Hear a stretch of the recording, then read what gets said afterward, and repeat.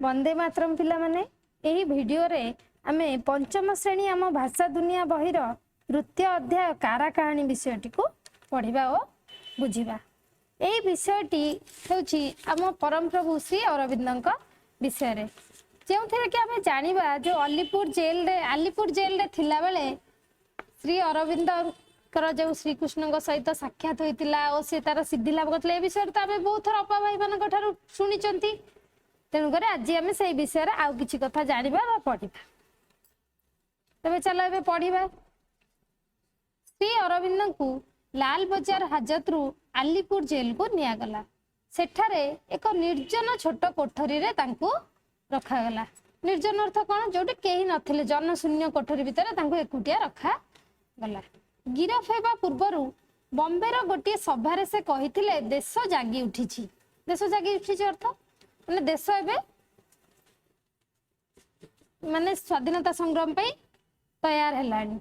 एही जागरण मध्य स्वयं भगवान अछंती। से सबुथिरे भगवान स्पर्श अनुभव करुथिले। तेणु करी से कथा कहिथिले भगवान को कौन से अस्त्र दे आघात करा जाई पारे नाही। मनुष्य को सिना अस्त्र साहाय्य रे आमे कोठी आघात करि परिबा। युद्ध रे जो सब जिंस व्यवहार करा जाय से कोंती अस्त्र। किंतु भगवान को आमे केमिति अस्त्र रे आघात करि परिबा।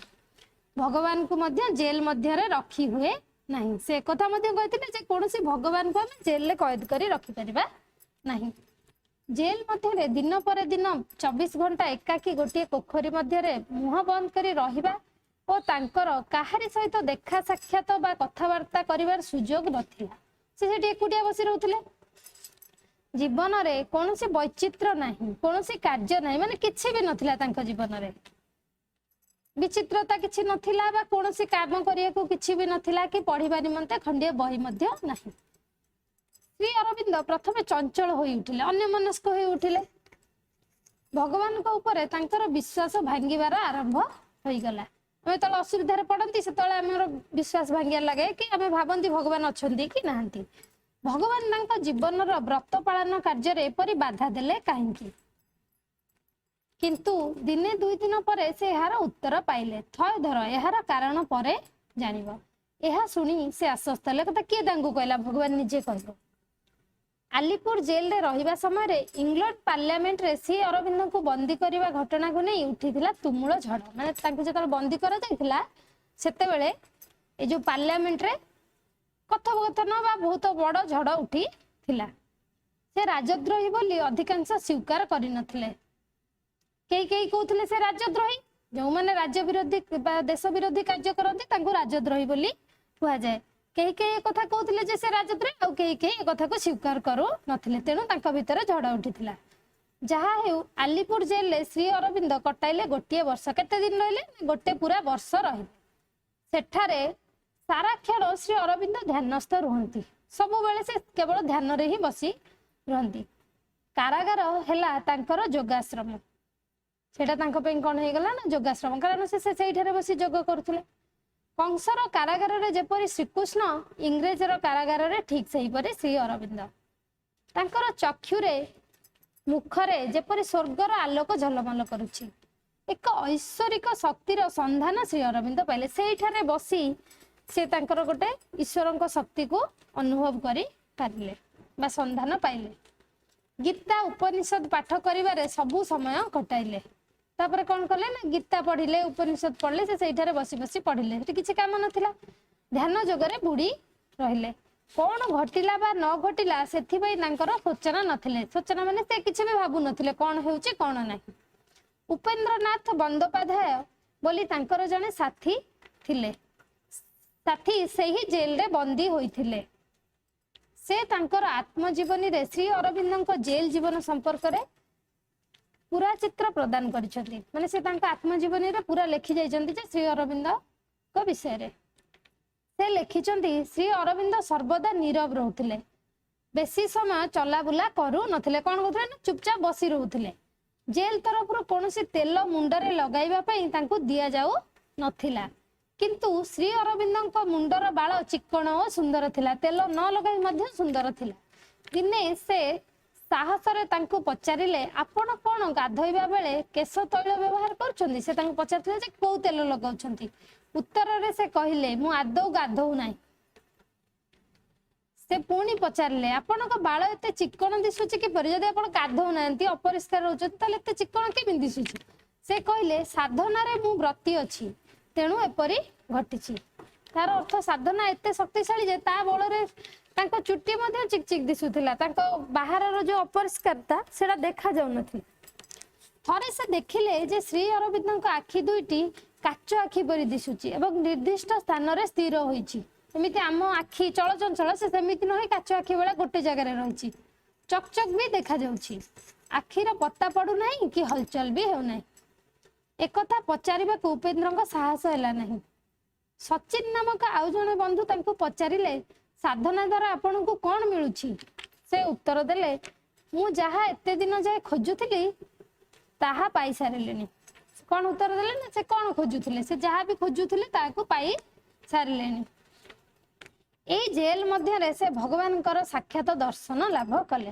ताले से कौन खोजुथिले से भगवान को खोजुथिले तांको सेठी से पाई गले तांको से निज आखिरे सेठी देखिले साक्षात दर्शन अर्थ खोला आखिरे भगवान को सर्वत्र दर्शन करिबा जे आड़ को चाहिए देखिले भगवान श्रीकृष्ण सम्मुखर देखती गछ गछ तो नुहे स्वयं वासुदेव बा श्रीकृष्ण सिपाही सेंट्री माने आग को पछ को जीवा आसवा करती से देखती वासुदेव तांको पहरा दउछन से सेमानकु न देखि से देखि पारंती जे वासुदेव निजे तांको पहरा देउछंती वृक्ष कंबल घोड़ाई होई सोईथिला बेले वृक्ष माने बिल्कुल जो गुडा आमे कोन सॉफ्ट सॉफ्ट कंबल बा व्यवहार करछे किंतु तांको जो कमल दिया होतला जेल रे से बहुत टाण थिला मने हुए जेपरि स्वयं नारायण तांको कोळ करी धरि बसन किंतु तार कठोरता तांको अनुभव होउनथिला तांको लागुथिला जेमते भगवान निजे तांको कोळ रे धरिकी बसिचंती बंधु पति प्रेमिक परि भगवान तांको आलिंगन करी रहिचंती जेल रे थिबा सबु कैदी आड़ को चाहि देखंती सेमानक मध्य रे नारायण रहिचंती माने तांको सर्वत्र केवल नारायण ही देखा जाउथिले स्वयं नारायण तांको डाकी कहिले एमानंक पई मोर होई तुमको कार्य करबाको हेबो सेति पई तुमको एठाको अणा जाईछि एही मुह्यमान जाति को मु जगत सम्मुख रे टेकी धरिबाको चाहे मुह्यमान माने कोन कहले माने एही मुख्य बा मुह्यमान रो अर्थ कोन होची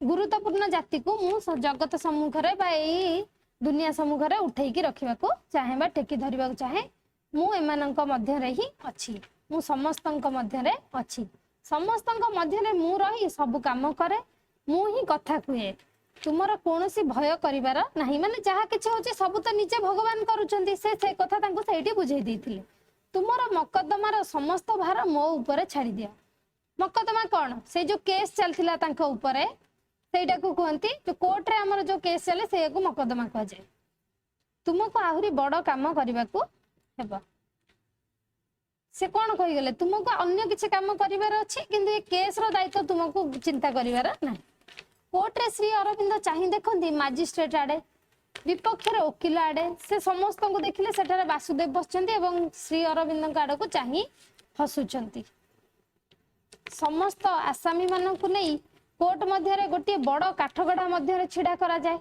आसामी माने जे दोषी ताको नै कि गोटे काठगड़ा रे छिडा करा जाय सेठारे श्री अरविंद गोटे पाखरे निर्लिप्त मन रे ध्यानस्थ होई रहंती तांको जतल छिडा कला हला तांकर किछि ध्यान नै से निज निज ध्यानमग्न होई कि रहचंती निर्लिप्त माने से कोउथरे भी लिप्त नथिले सेठी कोन चलीछि कोन नै तांकर किछि जायस नै से तांकर ध्यान रे थिले साक्षी जेरा चली थाए अदालत एकाथरे के थम थम माने से जो कोर्ट थिला सेठी पूरा एमि चलछि सब कथा बात चलछि देशर लोके उत्कंठारे दिन गणुचंती देशर लोक माने भाबुचंती को दिन कोन सेर केस रो सुनानी हेबो किंतु श्री अरविंद निर्विकार तांकर कोनोसी भ्रुक्षेप न थाए भ्रुक्षेप अर्थ तांकर किछि जाय आसे नै कोन होउची कोन नै देशबंधु चित्तरंजन श्री अरविंदंकर मकद्दमार भार ग्रहण करथिले तांकर किए दायित्व नैथिले ना देशबंधु चित्तरंजन सबु छाड़ी बिना पारिश्रमिक रे से ही मकद्दमार दायित्व नेले जो माने हम पई मकद्दमा लढंती से माने हमठु किछि पारिश्रमिक नियंती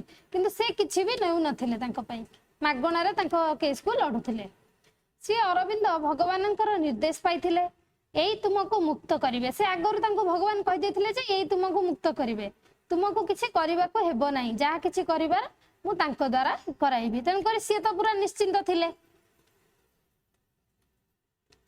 चित्तरंजन दक्षता सह मोकदमा परिचालना कले भलकरी लड़िले से मोकदमा को से कोर्ट रे श्री अरविंद संपर्क रे एक आश्चर्य भविष्यवाणी घोषणा करथिले से सेई कोर्ट रे बहुत आगरु एई भविष्यवाणी करथिले कोन करथिले ना से कहिथिले एई सब बाक वितंडा थमी गले अनेक दिन परे तांकर तिरोधानर दीर्घ दिन परे मनुष्य तांकु जानिबे देश प्रेमर कवि जातीयतार कवि मानव प्रेमिक बोली माने कोन कहिथिले जतले सब किछि सरी जीव ए केस फेस सब सरी जीव जतबेले से चली जीवे ए दुनिया रो सेतबेले लोक माने तांको विशेषता जानि पारिबे तांकर बाणी देश देशांतर रे सात सागर सेपारी रे ध्वनित प्रतिध्वनित होई बिछिड़ी पड़िबो माने एबे जो मानकु जो माने तांको बुझी पारु नांती से तांका तिरोधान परे भलो भाबरे बुझी पारिबे आज सेया होची आमे माने देखुचंती विचार परे श्री अरविंद निर्दोष बोली मुक्त हेले जेल रु बाहरी आसी तांको जेल जीवनर अपूर्व अनुभूति से उत्तरपड़ा